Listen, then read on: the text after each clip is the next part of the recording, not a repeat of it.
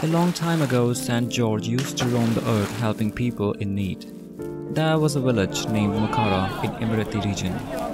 It was home to many giants called Devi. St. George traveled there and spent some time in the village. He stayed in the main church during this time. One day, St. George decided to go hunting. He instructed his deacon not to open the door of the church to anyone other than him.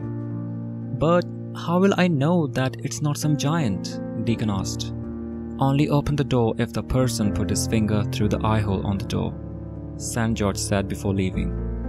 Deacon nodded and gave his respect. After some time, he heard a knock on the door.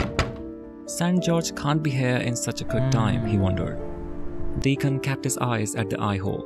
He saw a small, hairy finger getting through the eye hole. There was certainly a giant outside. Deacon shouted and hid himself in the deepest corner of the church. There he prayed for St. George. St. George was near the sea at that moment. He heard the deacon's prayers and shouts. Without any delay, he picked up the first rock he saw and hurled it towards the giant. The rock was thrown with such tremendous power that it flew over Makura and landed far away. St. George was already running towards church. There he confronted the giant. The giant attacked with his hands ready to grab. St. George kicked the giant with such strength that he flew high in the sky and landed in a ravine.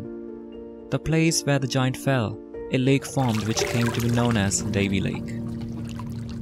It became a boon to people in the villages as they didn't have to go far from the village to fetch water.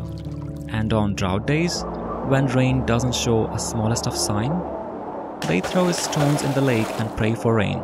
And surprisingly, rain appears after that. This is the Legends and the Lore, where the myths and legends come alive.